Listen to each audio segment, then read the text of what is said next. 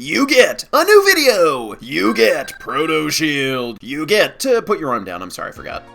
I might have preferred Proto Shield as a permanent upgrade equipped at all times for all weapons, or at least accompanying the Mega Buster, but it's separate utility, and honestly, I'm kind of okay with that. It is a little quirky. So it absorbs shots, but it does so much more. It negates any damage that doesn't pass all the way through Mega Man. Very fun, very useful.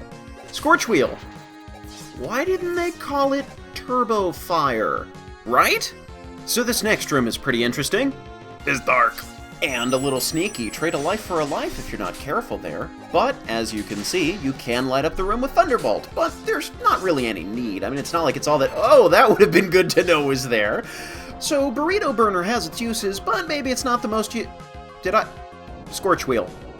Maybe isn't the best weapon in the game. I'm about to demonstrate why it's maybe not the best thing to use. As previously mentioned, Junk Shield's a better barrier. Lame on! No, I wanted that. I'll come back for you, Bolts. I'm not coming back for Bolts. This stage is a great place to grind for power-ups, though, especially in the beginning. The zombies seem to have a higher item drop rate than most of the other enemies, and they're plentiful, so it's a great idea to farm the zombies. Kinda sounds like a Facebook game, Farm the Zombies. Here, though, it's a little bit trickier because the items fall through the platform. That's because the platform isn't really a platform. Well, it is, but it's a sprite, it's a moving object, not really a solid part of the level. It just looks like it. It's an illusion! Hey, when did the music change? We were listening to the alternate theme before. Boom. This is the normal music. It's good. Maybe I did some more video editing. Oh, this place looks familiar. Yeah, my bass sense is tingling. I think I'm gonna call on Rush for backup, just in case. Oh, am I good or what? Bass? Language? There's a 5-year-old playing. Like, sorry dude, I feel so stupid to have been defeated so easily. Maybe I should give up and leave Wily to you. Wait, did Rush just give me a power-up in the middle of the cut scene? I broke it. Hi, I'm Nathaniel Hoover. This is a bonus video for Mega Man 7 showcasing glitches that I accidentally triggered during my playthrough. Blimey, I think Rush smells a vampire. He's got a nose for it, too. Now I'm going to kick the vampiric stuffing out of Shademan, and I bet that I can do it without getting hit. In fact, I'd stake my reputation on it. So here's a fun little tidbit. To meet its deadlines, Mega Man 7 pulled in, well, not the game itself, but the people working on the game, pulled in outside help to make sure that the game could get out the door. So the in-game art for Shademan was done by somebody who was working on a Disney game at the time, which explains why his animations are rather nice and detailed. The key to surviving Shademan is staying calm. He'll pause for a moment before he swoops down to suck out your life energy and add it to his own total. Like a vampire. Just watch for an opening to dodge and possibly hit him when he goes up top. When he comes down here, watch the projectiles. Take them one at a time. This is not some sort of crazy, frantic, full assault. It's a series of jumping challenges, and you shoot at him occasionally. Be calm. He's a respectable vampire. Springman's weapon works very well against him, but if you don't have it, you've got other weapons that can chip away at his health while he's hanging out up top. For example, the Super Adapter.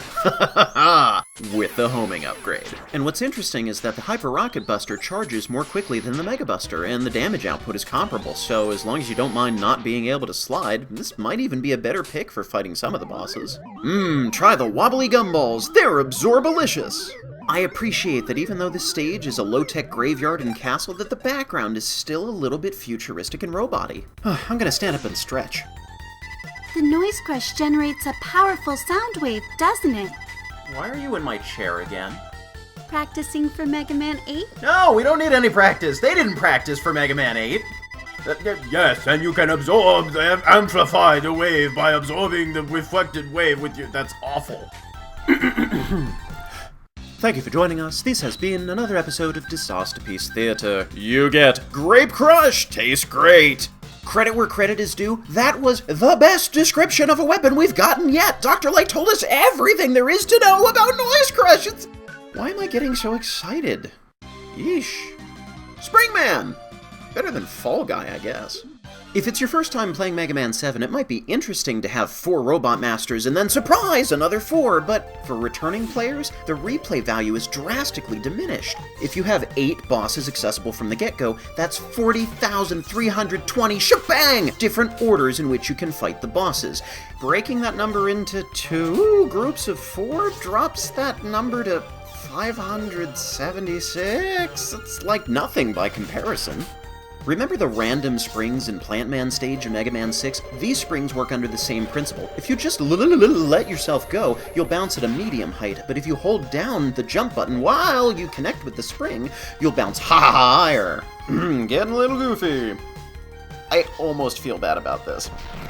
So as we can see, Noise Crush is a very powerful weapon, and it's pretty fun to use. I mean, this looks like fun, doesn't it? Oh, you wouldn't know fun if it bounced off the wall and hit you in the face. I'm wondering, though, where exactly are we supposed to be? Because there were schematics of Mega Man in the background, and springs, and I see planet diagrams in the background. Are we going back in time with the spring shot effect? Ooh! I don't know, it's either the most futuristic toy factory ever, or it's a spaceship designed by children. By the way, jumping across those last two gaps is not recommended. Oh, hello, graphical glitch. It's much safer to use Rush Jet or Super Adapter to clear that section, because if you bounce too high, you bounce too low, you fall down to the lower section, and it's much harder to get out of there unscathed.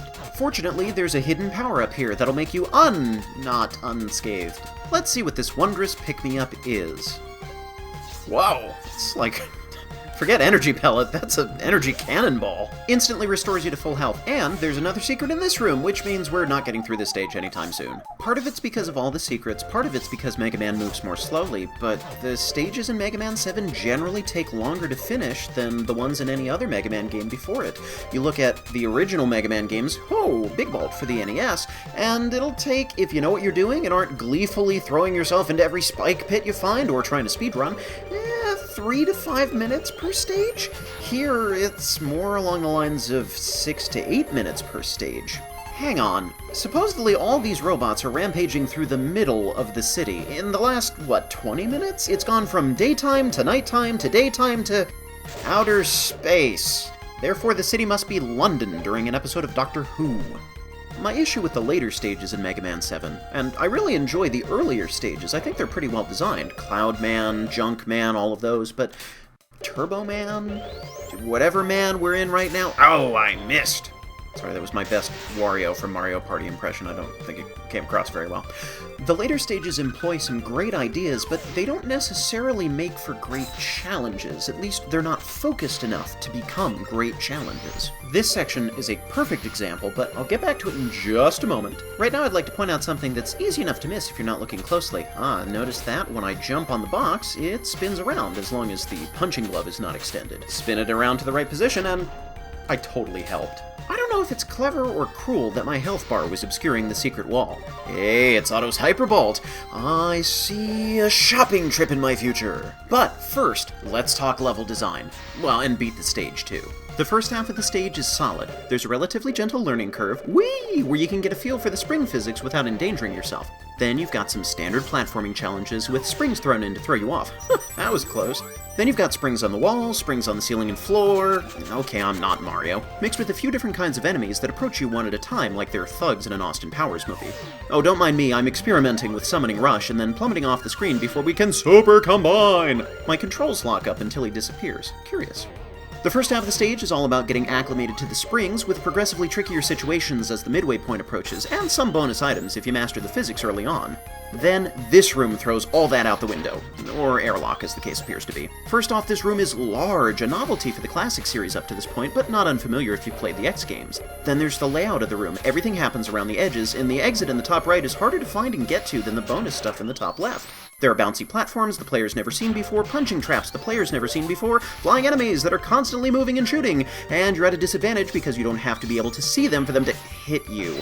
And when, not if, you take a tumble from the sky, you land on a vast, boring bed of springs with a pity power-up, and the only ways to get back up and try again are to backtrack all the way to the room's entrance, oh, those are cute, or to take your chances trying to bounce back up while once again being shot at. That area feels less like a deliberate challenge and more like a cluttered mess of objects and enemies that happen to make life difficult when put together, and that unfortunately can be said of a number of challenges in the later part of this game.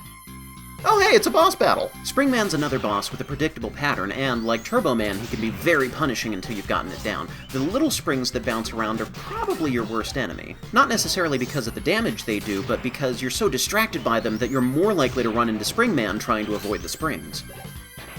Hahaha, see what I mean about the shield? Special weapons, even if they don't do all that much damage to Springman himself, can really change the flow of this battle. Now, let's take another quick detour into the ceiling.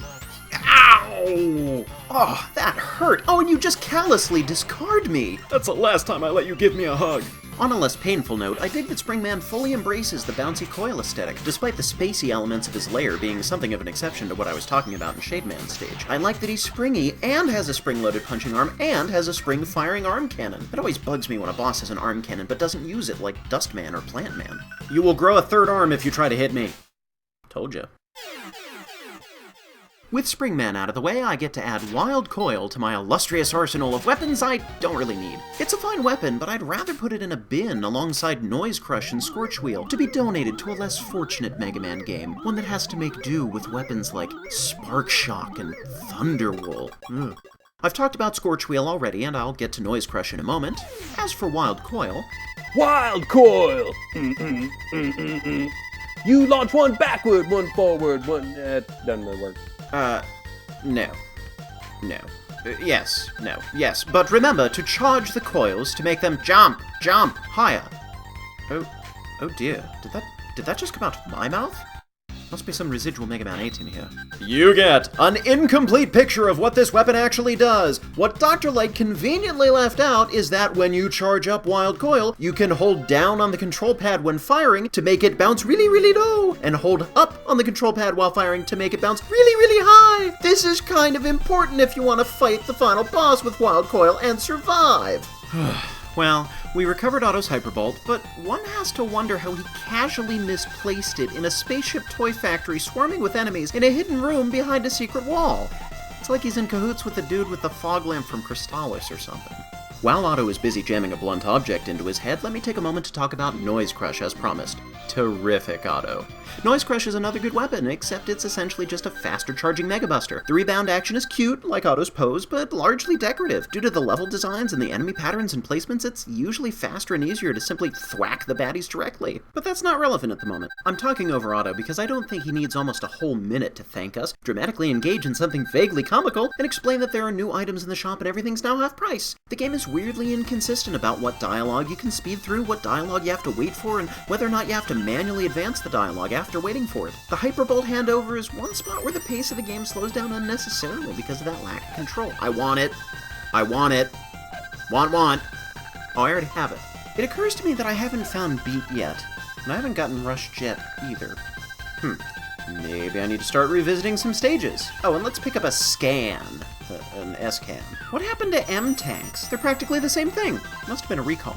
Let's see, I fought Burstman, Freezeman, Junkman, Cloudman, Turboman, Shademan, Springman. Yep! Time for Dr. Wily! Unless I'm repressing the memory of some terrible 8th boss.